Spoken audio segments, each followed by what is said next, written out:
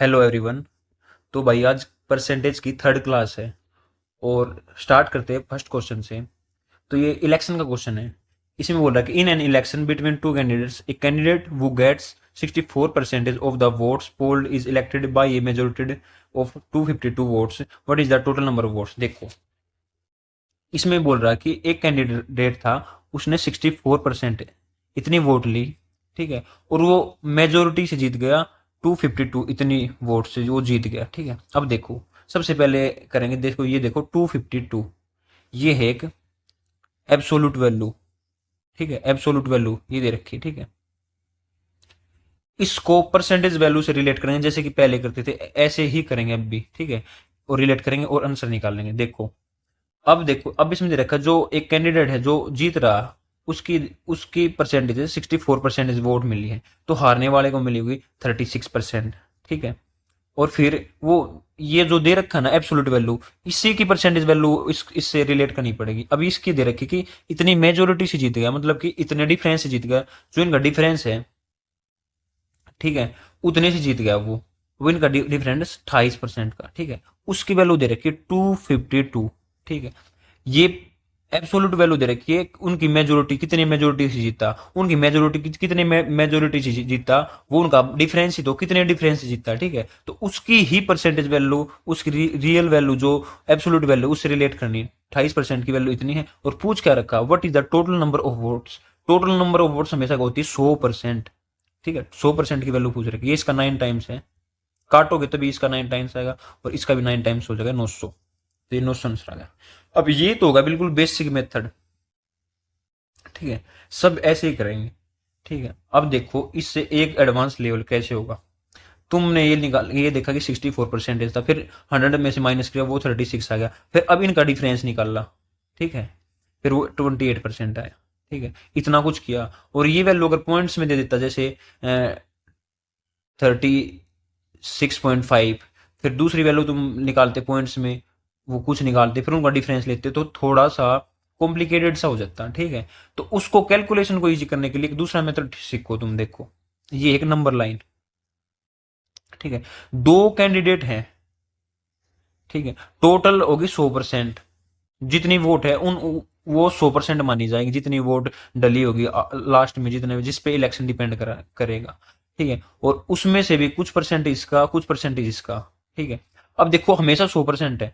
अब देखो कि अगर बीच में होता, बीच में लाई करता हूँ कि बीच में कोई भी डिफरेंस नहीं होता, 50 इसके होते, 50% इसके होते, अगर 50% इसको मिलते पहले को, 50% दूसरे वाले को मिलते, तो इनके बीच में कोई भी डिफरेंस नहीं होता, कोई भी गैप नहीं होता, दोनों के सेम होते। अगर मान लो इनका हमने डिफरेंस करना है, 4% का डिफरेंस करना है, तो कोई बोलेगा कि अगर इसको 46 कर दो, अगर ये 46 है तो ये 54 हो जाएगा, लेकिन ये गैप तो भाई 8 का हो गया ना, 8% का, तो हमें चाहिए था 4% का गैप, ठीक है। तो ये नहीं आया, ये कैसे आएगा। देखो, ये नंबर लाइन होती है, जैसे यहाँ मान लो 0 होता है तो इस साइड जाते हैं ना, तो जैसे +1 +2 ऐसे होता है इन्फिनिटी तक वैल्यू, और लेफ्ट साइड जाते हैं तो यहाँ पे -1 -2 -3 माइनस इन्फिनिटी तक वैल्यू, मतलब कि इस साइड वैल्यू घटती है नंबर लाइन पे और इस साइड वैल्यू बढ़ती है नंबर लाइन पे। तो अब देखो, अब 50-50 होते दोनों के, तो कोई भी डिफरेंस नहीं था, दोनों सेम थे, ठीक है। अब अगर मान लो हमें 4 का डिफरेंस करना है, तो 4 का डिफरेंस हम कैसे करेंगे, दो तो इस साइड बढ़ जाएंगे, ठीक है, 52, और दो इस साइड घट जाएंगे, 48। तो जो ये गैप आ गया, गैप इन दोनों का गैप ये आ गया 4 का, 4% का, ठीक है। मतलब कि अगर जितना भी गैप करना है, तो कुछ उस साइड, जितना भी उस साइड बढ़ाएंगे ना एक एक तरफ, उतना ही दूसरी तरफ कम हो जाएगा, ठीक है। अब देखो सीधा कैसे निकाल सकते थे। अब ये दे रखा कि ये एक को मिले 64%, ठीक है, और ये 64% है। अब ये 50-50 होते, दोनों के होते सेम, पर ये 64 एक के, इसका मतलब कि इससे ये 14 ज्यादा है, 50-50 से 14% ज्यादा है, ठीक है। अगर ये 14% ज्यादा है तो दूसरा वाला 14% कम होगा, हाँ। और दोनों का गैप कितना होगा, 14 और 14 28%। तो अब सीधा निकल गया ये 28%। अब कैसे करेंगे कि जैसे ये 14 ज्यादा था, ठीक है, तो दूसरे वाला 14 कम होगा, तो इसका इसका जो डिफरेंस आया इसका डबल कर देंगे कि 28% आ गया, ठीक है। 28% की वैल्यू 252 और 100% की वैल्यू निकाल देंगे। आगे जैसे पहले किया था ना, अब वैसे ही करेंगे आगे तो, ठीक है। जब ये परसेंटेज निकालना, जो ये डिफरेंस निकालना ना, ये इंपॉर्टेंट है इसमें, और ऐसे ही निकालेंगे डिफरेंस, ठीक है। ये सबसे इजी मेथड है, इससे फास्ट नहीं हो सकता ये। तो अब आएंगे नेक्स्ट क्वेश्चन पे।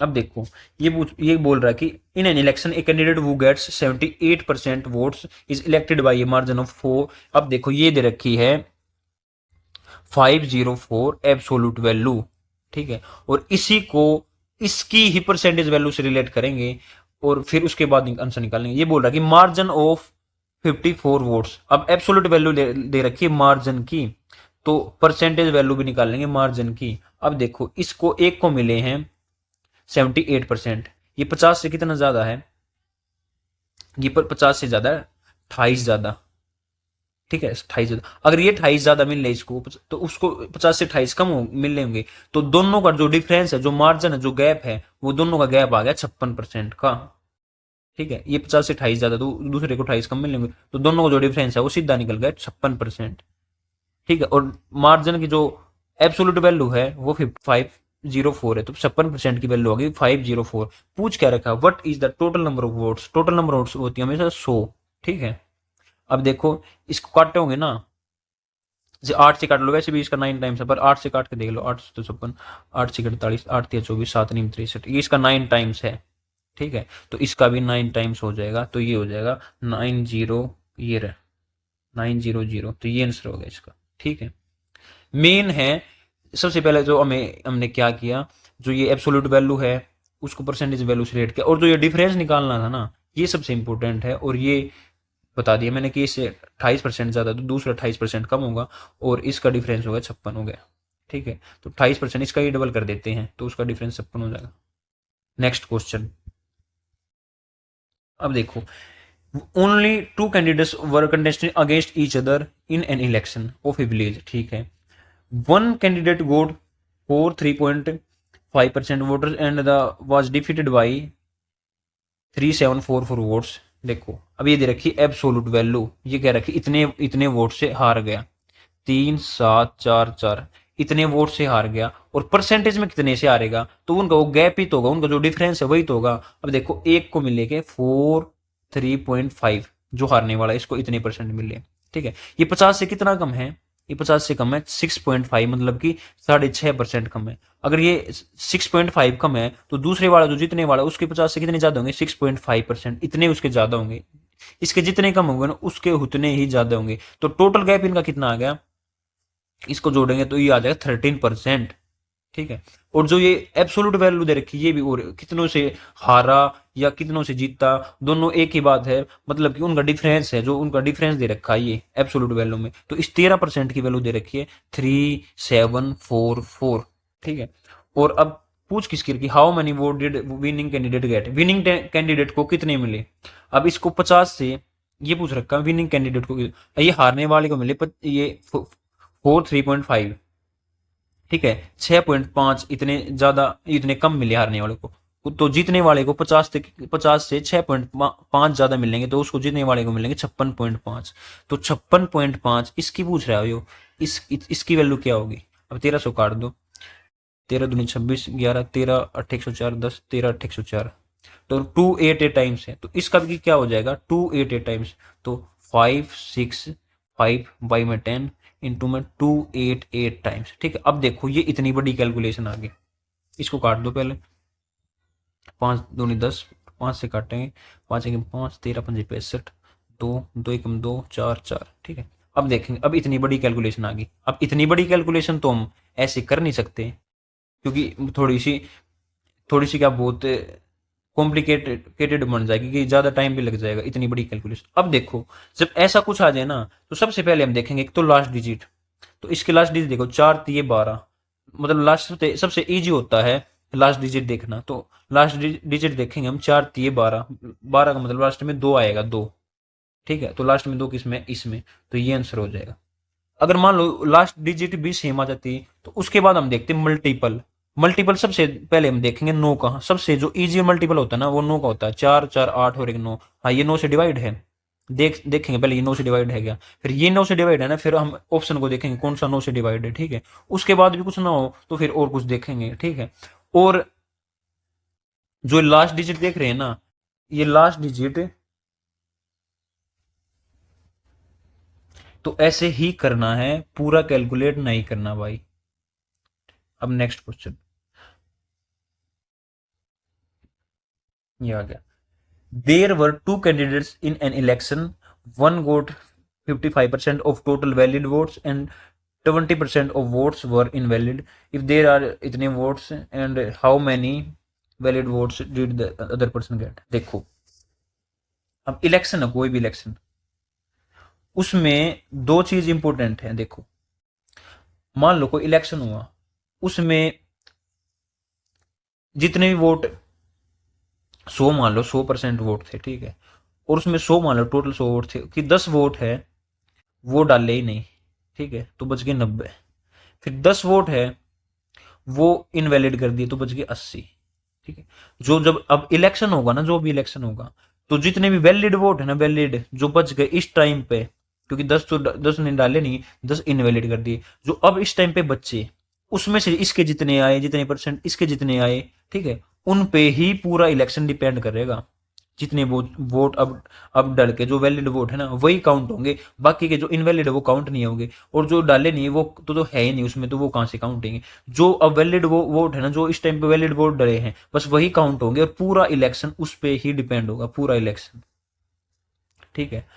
ये इंपॉर्टेंट बात है, ये बात अपने मतलब तुम नोट्स बनाओ ना, जो बस ये ऐसी ऐसी बात ही लिखनी उसमें, और कुछ इतने क्वेश्चन नहीं डालने कि उसमें इतने क्वेश्चन लिख दिए, 100 क्वेश्चन इसके परसेंटेज के, फिर वो अपने नोट्स में डाल लिए, फिर उसको रिवाइज करना है, उसमें भाई बहुत टाइम लग जाएगा। और इतने इतने क्वेश्चन रिवाइज करोगे ना, हर मतलब अप्रोच होती है यार, हर क्वेश्चन में तुम अलग अप्रोच लगेगी, ठीक है। और फिर इतने क्वेश्चन, कितने क्वेश्चन रट लोगे यार, एक चैप्टर में मैक्सिमम ये मान लो कि 10 से कम कम होते हैं, 5-7 क्वेश्चन ऐसे भी जो रटने के हैं, ठीक है। पूरे मैथ्स में होंगे 100 क्वेश्चन, तो पूरे मैथ्स में कि इतने रटने हैं, जो अप्रोच है ना वो रटनी है।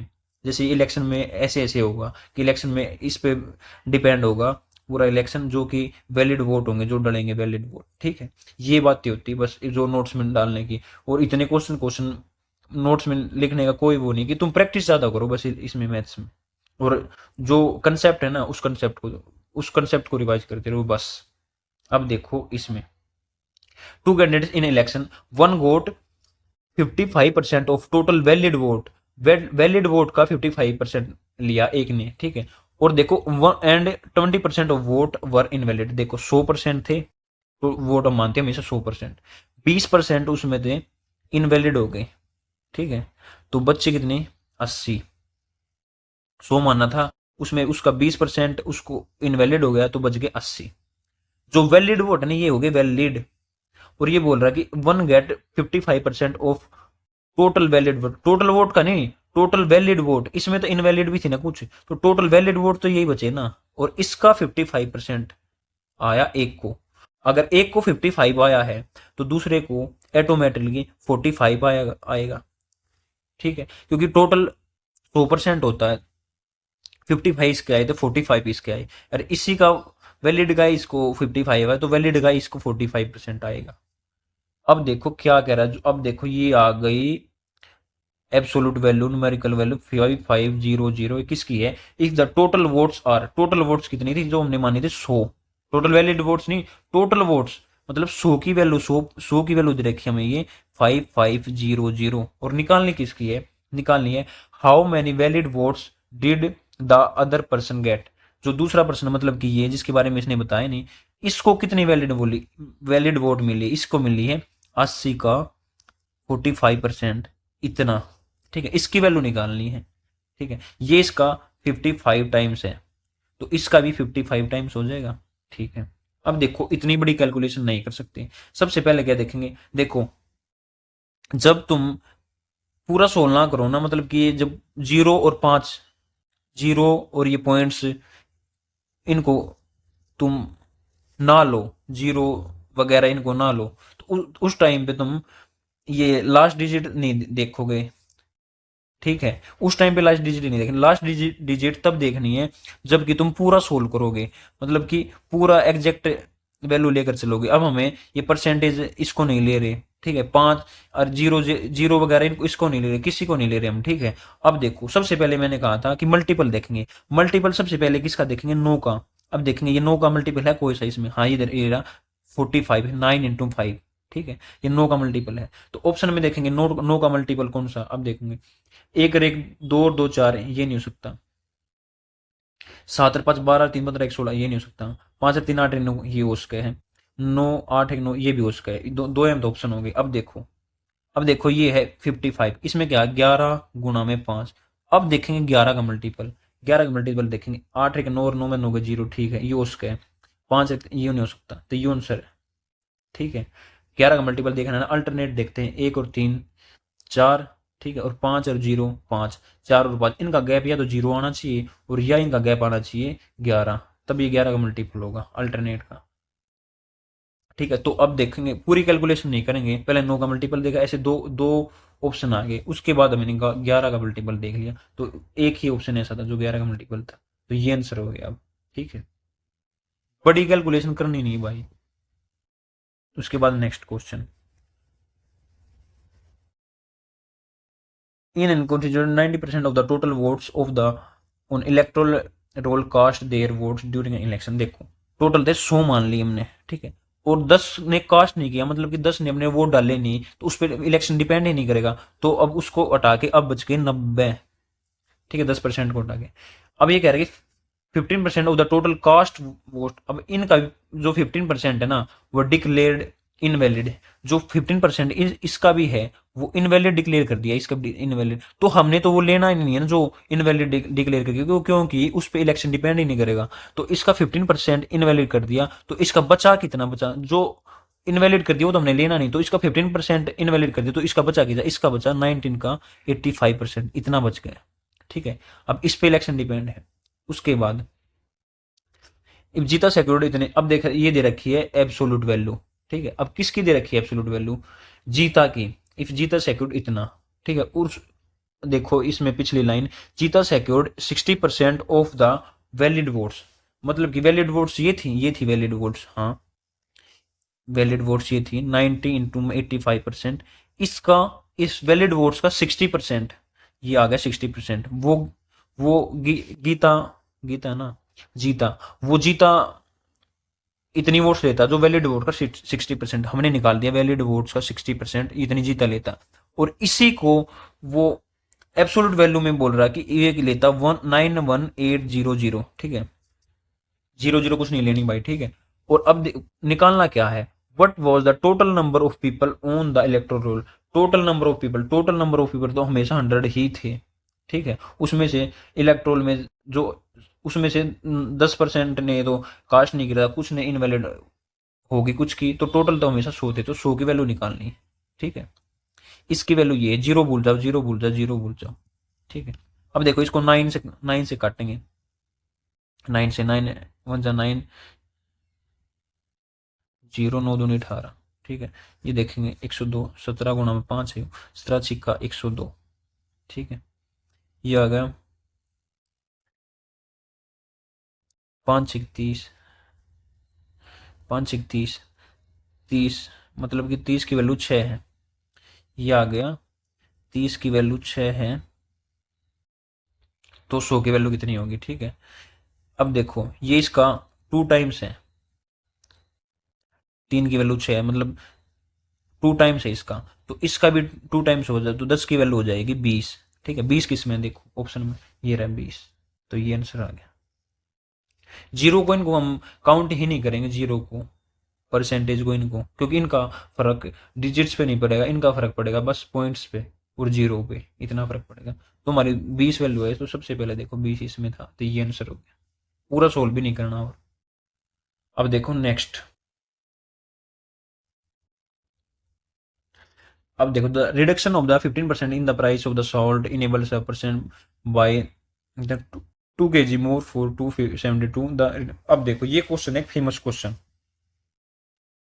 और ये क्वेश्चन भाई मैंने अपने टाइम पे किया था ना, तो उस टाइम पे भाई बहुत कंफ्यूजन क्रिएट हुई थी, पर अब नहीं होगी। देखो इसमें क्या क्या दे रखा है, पहले ये देखो, एक तो दे रखा प्राइस, ये दे रखा price in the price, enables an person to buy 2 kg मोर।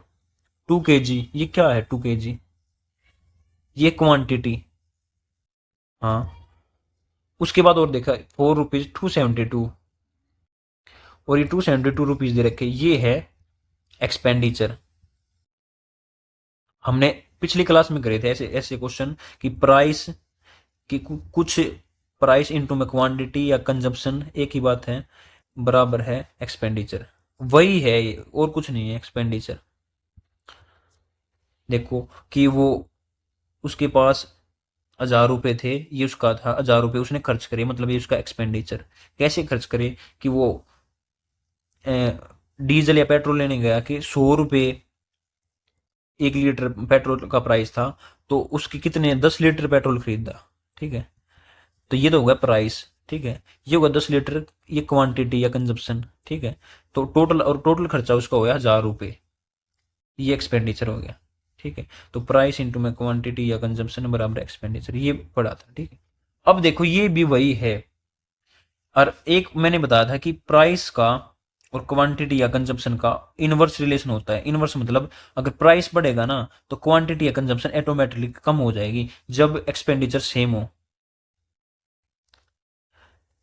क्योंकि प्राइस बढ़ेगा तो क्वांटिटी कंजम्पशन कम हो जाए। कैसे? जैसे देखो एक्सपेंडिचर सेम था, 1000 रुपए थे, अब भी उसके पास 1000 ही रुपए है। ठीक है, पहले 100 रुपए पर लीटर आता था और 10 लीटर आता था।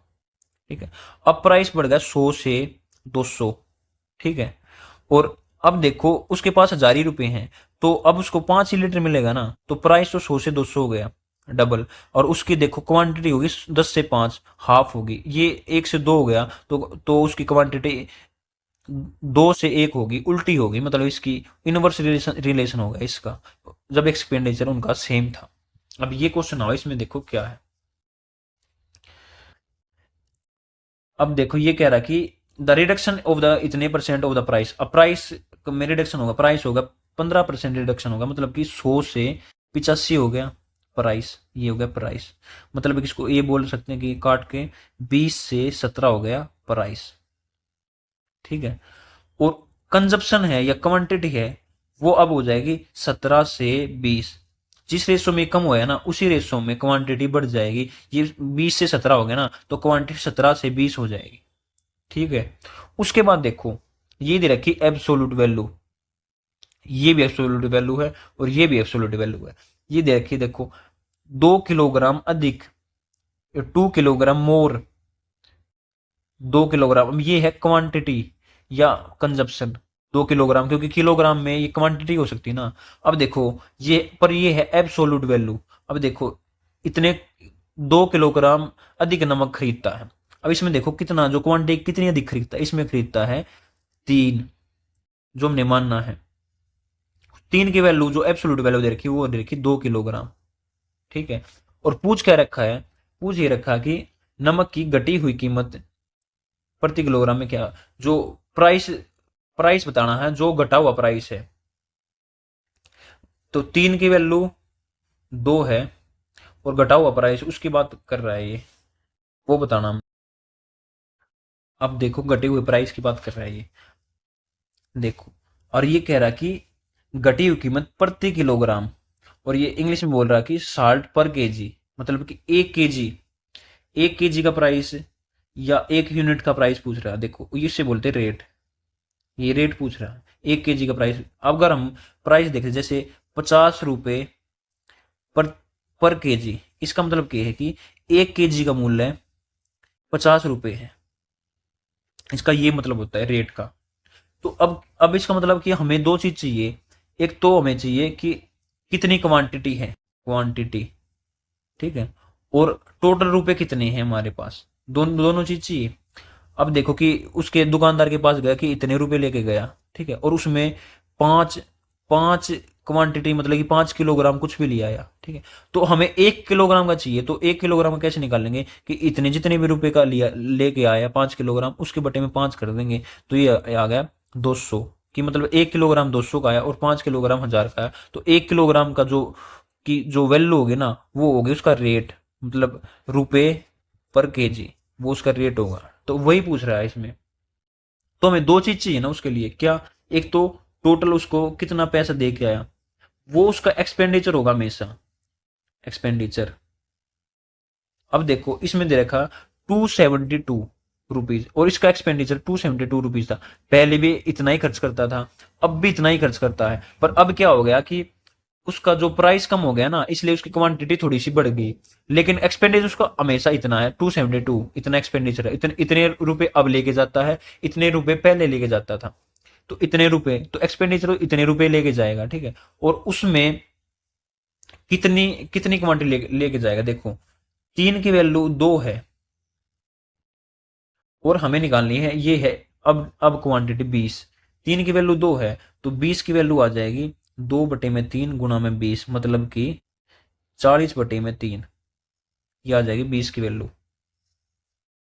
तो अब इतनी क्वांटिटी लेके आएगा, ये है, ये हमारी आई एब्सोल्यूट वैल्यू, क्योंकि 3 की एब्सोल्यूट वैल्यू 2 है, तो हमें 20 क्वांटिटी है, तो इस टाइम पे टोटल क्वांटिटी जो है 20 है, उसकी एब्सोल्यूट वैल्यू निकल के आई 40/3, ठीक है। और इतनी क्वांटिटी लेके आया, कितने रुपए में लेके आया, इतने रुपए में। तो रेट कैसे निकाल लेंगे कि 272 इतने रुपए में, और कितनी क्वांटिटी है 40/3, और बटे में 3 है ना जो सा, वो ऊपर चला जाएगा, उलट जाएगा, ठीक है। अब निकालना है इसको, 4 से काटेंगे, 4 6 24, 3 बच गए, 4 8 32, 68 गुना में 3।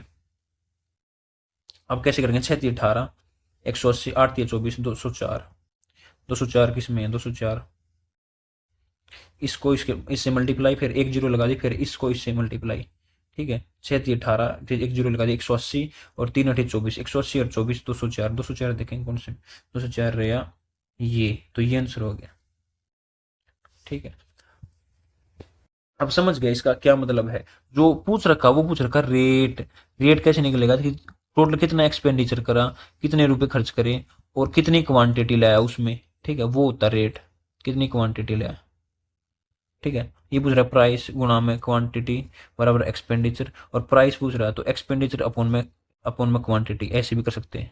तो प्राइस पूछ रहा है बराबर एक्सपेंडिचर अपोन में क्वांटिटी, क्वांटिटी मतलब टोटल क्वांटिटी। एक बात और देखो, इसमें ये पूछा है कि इसने 2 तरह की ये प्राइस पूछ सकता है इसमें, एक तो पहले वाला प्राइस, और एक जो अब घट गया वो वाला प्राइस। अब इसमें देखो इसमें दे रखा है द रिड्यूस्ड प्राइस, मतलब कि जो रिड्यूस्ड प्राइस, जो कम हुआ प्राइस वो बताना है। तो अब देखो कि जो हमने क्वांटिटी ली, रिड्यूस्ड प्राइस है 17, तो हमें जो क्वांटिटी ली ना हमने, तो वो जो इसके वाले इस टाइम पे जो रिड्यूस्ड प्राइस है, इस टाइम पे जो क्वांटिटी ना वही लेनी पड़ेगी, और पहले वाला प्राइस है तो क्वांटिटी भी वो पहले वाली लेनी पड़ेगी, ठीक है। ये मेन बात है इस क्वेश्चन में, कोई सा भी एक पूछ सकता है इसमें, ठीक है। और ये एक्सपेंडिचर हमेशा सेम रहेगा।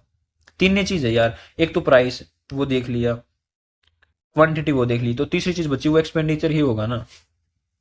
तो इतने रुपए में खरीदता है, तो जितने रुपए में खरीदता है तो वही तो उसका एक्सपेंडिचर है ना, जितने रुपए दे के जाता है लेके जाता है शॉप पे, वही उसका एक्सपेंडिचर। नेक्स्ट क्वेश्चन पे आ जाओ।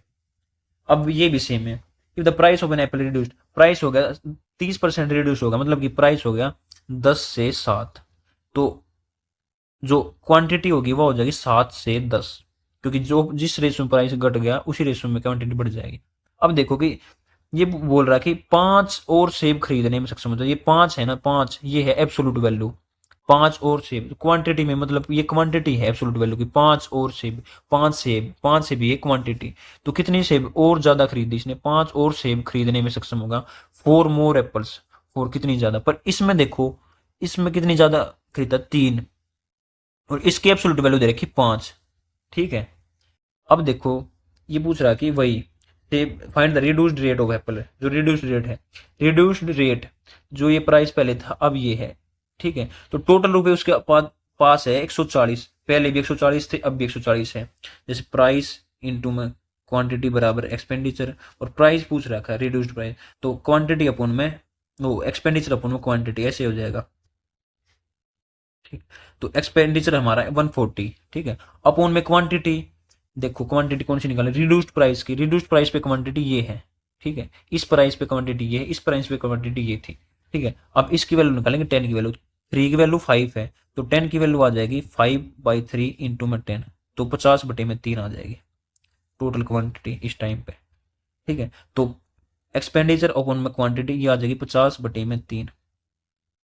अब ये आ गया, देखो नीचे 5 है तो नीचे 5 की जगह 2 से मल्टीप्लाई कर देंगे, ठीक है। तो 14×6 = 84, 84 आंसर आना चाहिए। 84 84 किसमें, 84 किसमें, ये रहे। तो ये आंसर हो गया। पूरा सोल्व नहीं करना, नीचे 5 है तो ऊपर से 2 से मल्टीप्लाई कर देंगे और 5 को हटा देंगे। और ऊपर 5 होता था, नीचे 2 से मल्टीप्लाई कर सकते थे और उस 5 को हटा देंगे। या 2 को 5 से रिप्लेस कर सकते हैं, 5 को 2 से रिप्लेस कर सकते हैं।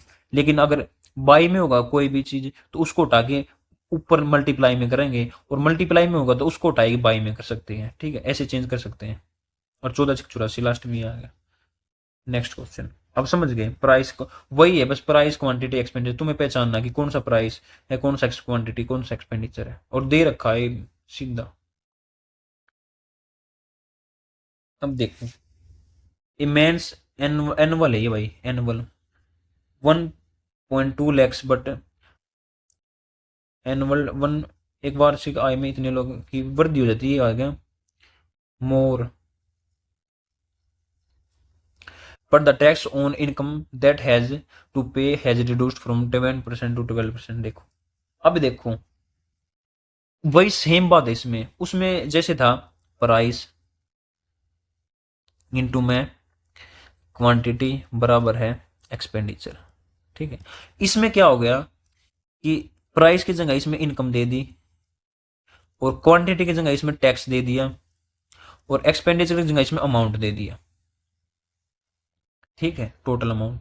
अब देखो प्राइस जैसे बढ़ेगा वैसे क्वांटिटी कम होएगी। इसमें क्या, जैसे इनकम बढ़ेगी ना वैसे टैक्स कम हो, इनकम बढ़ेगी तो टैक्स कम हो जाएगा, और इनकम घटेगी तो टैक्स बढ़ जाएगा, उसी रेशियो में। जैसे इसका रिलेशन था वैसे इसका रिलेशन है, और कुछ भी नहीं है, ठीक है। इसको देख लो, इसको ऐड कर लियो नोट्स में।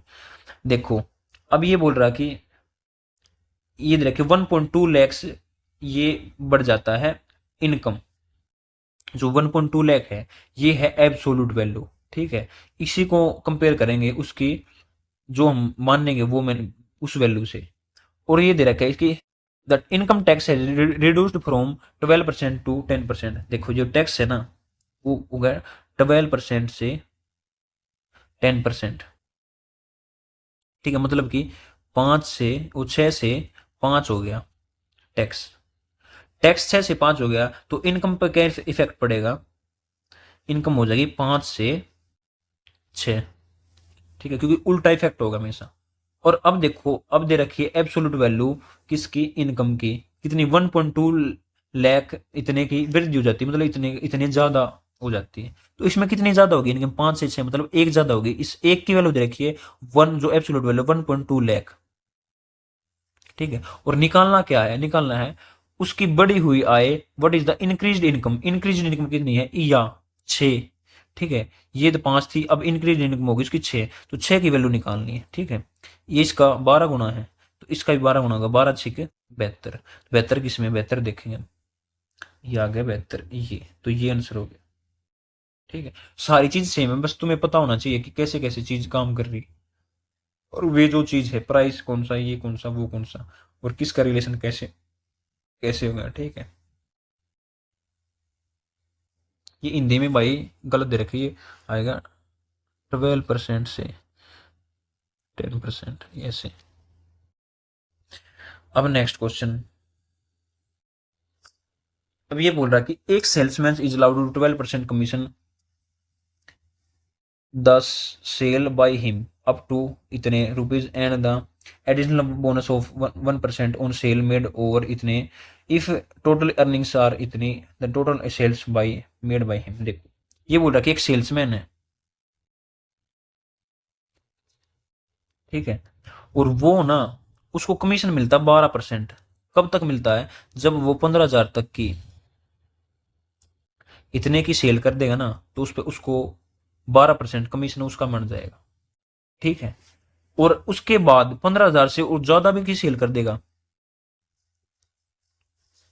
कितने की भी, ठीक है, तो उसके बाद क्या होगा कि वो कंपनी खुश होकर उसको 12 की जगह उससे ऊपर जितनी भी सेल करेगा उसके बाद उस पर 13% इतना कमीशन देगी, ठीक है। और ये पूछ रहा कि, ये बोल रहा कि इफ द टोटल अर्निंग्स, जो टोटल उसके पास आया कमीशन, टोटल अर्निंग्स जो उसके पास टोटल अर्न किया उसने, जो टोटल कमीशन से अर्न किया वो है 7650। ठीक है, ये है एब्सोल्यूट वैल्यू। ठीक है, टोटल अर्निंग्स।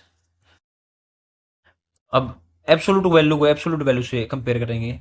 अब देखो 15, उसकी अर्निंग देखो 15,000 तक की उसने सेल करी, उस पे उसका कमीशन हो गया इसका 12%। हाँ, उसके बाद प्लस में कुछ और सेल करी, वो सेल कितने की करी हमने नहीं पता, तो उसको मान लिया हमने एक्स। ठीक है, और जितनी भी सेल करी ना उस पे उसको कमीशन मिला 13%। हाँ, ठीक है, और सारे को मिलाकर उसकी जो अर्निंग होगी उसको वो है 7650। ठीक है, और अब देखो अब किसकी वैल्यू निकालनी है, find the total sales made by him. तो टोटल उसने कितनी सेल करी, ये भी उसने सेल करी, ये 15,000 की सेल, ये तो सेल है, और ये उसका क्या है कमीशन, और ये भी उसकी सेल है कुछ जो हमें माननी हमने पता नहीं। तो इसका पता कि 15,000 पहले थी, उसके बाद एक्स एक्स पर, जो एक्स परसेंट एक्स है जो उसकी सेल है, या ये है उसकी सेल, और इस पे 13% का कमीशन है। तो उसकी सेल एक तो 15,000 है और एक एक्स है दो, तो टोटल सेल निकालनी है। इसका मतलब कि 15,000 को तो हमने पता ही है, तो एक्स की वैल्यू और चाहिए हमें, तब आएगा। अब देखो इसका 15,000 का 12%, 12 बटे में 100 करोगे तो ये आ जाएगा 150 × 12, ये आ जाएगा 1800। ठीक है, प्लस में एक्स का 13%। ठीक है, एक्स बटे में ये बराबर 7650। अब एक्स का 13 बटे में 100, ये हो जाएगा 76, 150 माइनस में 1800। ठीक है, इसमें 1800 लेस कर दो, 0, 5, 8, और ये 5850, और एक्स की वैल्यू आ जाएगी 5850 × 100 बटे में 13। इसको काटेंगे, 13 × 4 = 52, 13 × 5 = 65, 0। तो ये हो गया 45,000, ये हो गया 45,000। तो एक्स की वैल्यू है जो इसने सेल करी, और प्लस में 15,000 की यहाँ पे थी जो इसने सेल करी, ये सेल है ये कमीशन है, ये सेल है ये कमीशन है, ये सेल है ये कमीशन है, तो टोटल सेल होगी 45,000 प्लस में 15,000, ये होगी 60,000। ठीक है, तो 60,000 रहा ये। ठीक है, अब एक तो ये इसका तरीका, बेसिक तरीका कि हमें इससे रिलेट कर दिया, इस वैल्यू को इस वैल्यू से रिलेट कर दिया, ये तो हो गया उसका बेसिक तरीका। एक तरीका और है, वो क्या है, देखो एक्स 15,000 की सेल पर 12%, प्लस में कुछ सेल और है उस पर 13%, और ये 7650 ये। अब देखो यहाँ में और यहाँ में कितना फर्क है, कि यहाँ पे 13% कमीशन मिलता है, यहाँ पे मिलता है इस कुछ 15,000 पे इसमें मिलता है 12% कमीशन। तो बस यहाँ में और यहाँ में क्या फर्क है कि 1% का फर्क है, कि यहाँ बस 1% कम मिलता है। ठीक है, अगर यहाँ भी 13% मिलता, ठीक है, तो कितना कमीशन मिलता है देखो, यहाँ भी 13%, 12 की जगह 13% मिलता, मतलब कि सारे पर 13% मिलता। ठीक है, तो यहाँ पर 12 की जगह 13% मिलेगा, कि 1% और बढ़ा देंगे इसका, तो 15,000 है जो उसका 1% और बढ़ा देंगे, 1% और 15,000 का 1% मतलब 2 के बाद पॉइंट होता है, तो ये होता है 150। ठीक है, अगर 150 और मिलता तो सारे का ही 13% मिलता, इसका भी 13% हो जाता, इसका भी 13% होता, तो सारा जितना भी है ना, ए मान ले, जितना कुछ भी मान लो उसको, ए मान ले सारा, उसका 13% हो जाता है वो। अगर ये 150 और इसमें बढ़ा देंगे, तो इसमें 150 और बढ़ा के देखें 7650 ना, अगर इसको 150 और बढ़ा देंगे हो जाएगा 7800। तो एक सारे का ही 13% मिलता है उसको, जितना भी है टोटल, टोटल का, उसको टोटल मैंने मान लिया ए, उसको सारे का 13% मिलता। तो 13 की वैल्यू ये 13×6 = 6 गुना है, तो 100 की वैल्यू कितनी आ जाएगी 6 × 600। 600 कौन से में, 600 कौन से में है, इसमें ये रहा 600। तो ये आंसर आ गया। ठीक है, अब ये क्वेश्चन है, ये फेमस क्वेश्चन है, और तुम्हें अपने नोट्स में ना कुछ क्वेश्चन बोल रहा था मैं, उसमें एक ये क्वेश्चन है, इसको अपने नोट्स में ऐड कर लो, और अब इसको जब क्वेश्चन ये एग्जाम में आएगा ना, तो इसी मेथड से करना है। ठीक है, सारे को 13 मान के, उसमें टाइम बच जाएगा बहुत ज़्यादा, और इसको नोट्स में ऐड कर लो, रिवाइज करते रहियो, और इसी मेथड से करना भाई तुम्हें ये।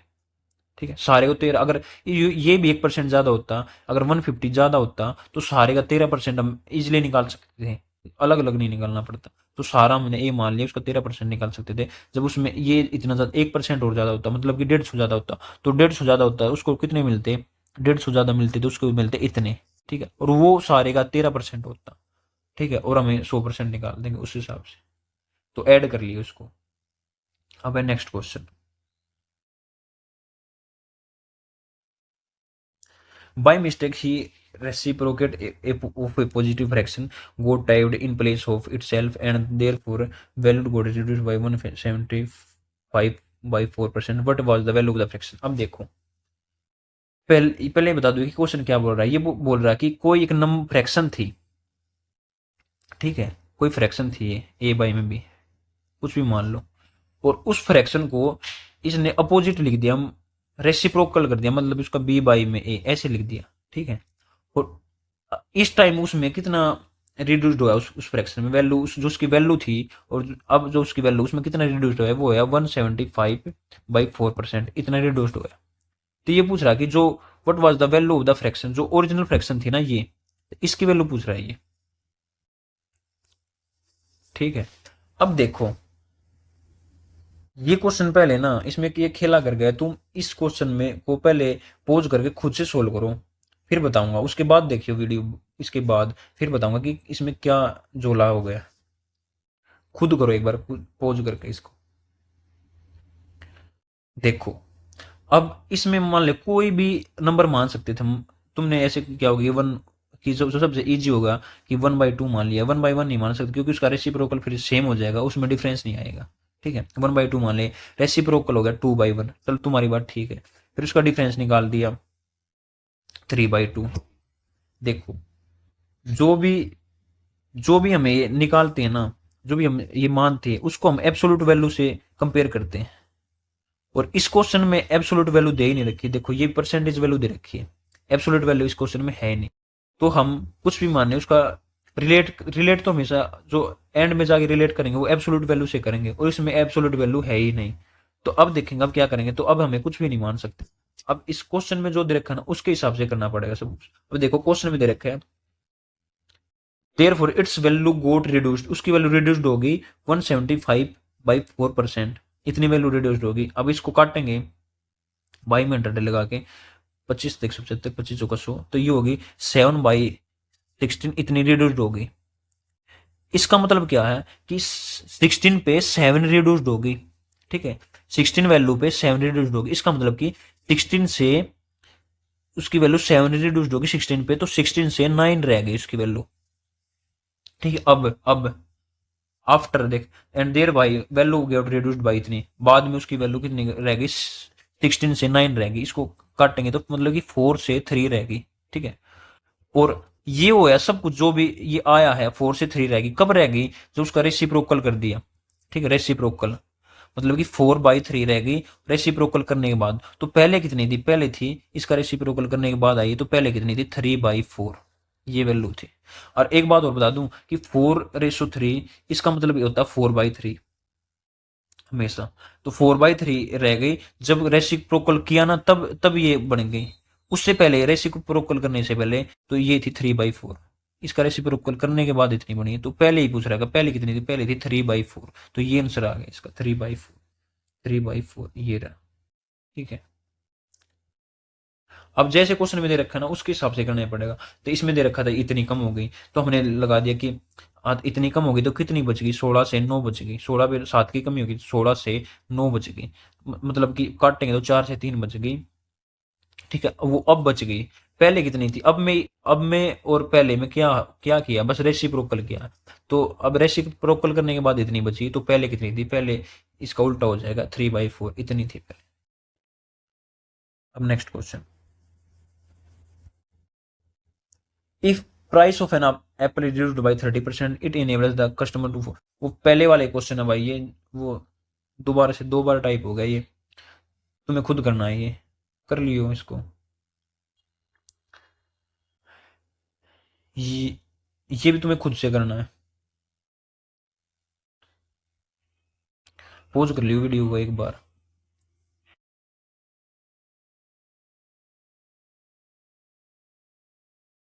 और भी क्वेश्चन है, और जो पिछली क्लास थी ना उसमें कुछ क्वेश्चन रह गए थे, वो भी इसी में ऐड कर दिए, तो वो भी कुछ क्वेश्चन करने तुम। जैसे ये क्वेश्चन है, ये भी खुद करना है, पोज करके कर लियो। अब देखो, इनमें नीचे आंसर दे रखे हैं, पहले पोज करके तुम खुद सोल्व करोगे, फिर बाद में ऑप्शन मैच करोगे, तो ऑप्शन दे रखे नीचे ये, जैसे इसका ऑप्शन ये दे रखा बी इस क्वेश्चन का।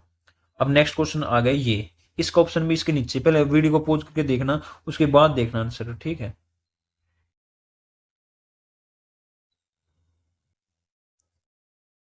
इसका आंसर होगा ये, ठीक है। अब नेक्स्ट क्वेश्चन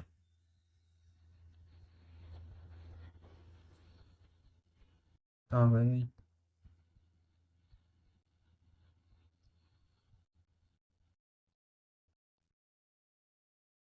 ये रहा ये क्वेश्चन।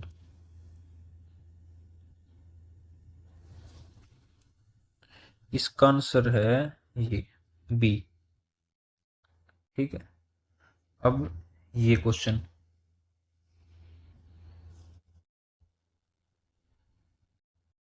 इसका आंसर है ये बी।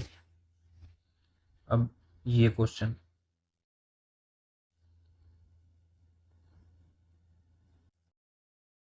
इसका आंसर है ये सी। अब ये क्वेश्चन,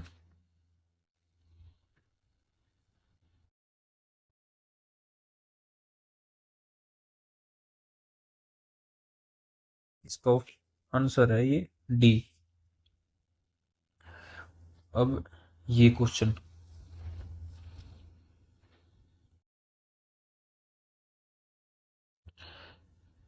इसका आंसर है ये बी। अब ये क्वेश्चन,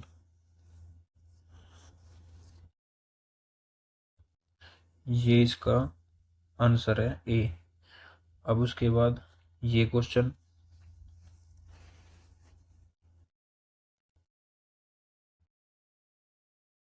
ये आंसर, फिर ये क्वेश्चन,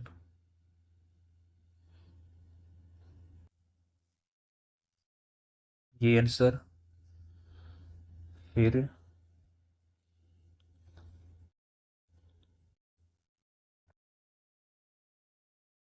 बस हो गए।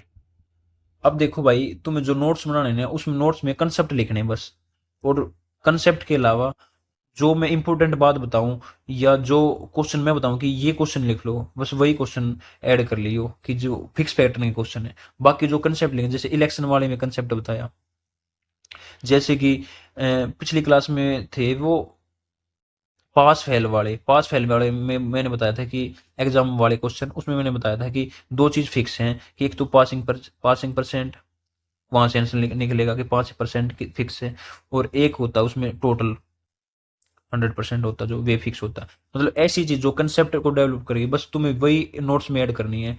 और कुछ जैसे कैलकुलेशन की, जैसे 84 गुना में 13 है, ये जो कर 13 13 8 104, एक जीरो लगा दी, 1040, 13 चौके 52, 1040 52, 1092, ठीक है। तो जो ये चीज है ना, जो जो मैं बताऊं, तो वही तुम्हें अपने नोट्स में ऐड करनी है क्वेश्चन, बस कुछ फिक्स पैटर्न के क्वेश्चन है जो बस वही ऐड करने, और कुछ ऐड नहीं करना, उसको रिवाइज करते रहो और कंसेप्ट डेवलप करो बस यार। क्योंकि क्वेश्चन तो बदलते रहेंगे ना, कंसेप्ट स्ट्रॉन्ग होना चाहिए बस, और कुछ नहीं होना चाहिए। ठीक है, thank you and love you all.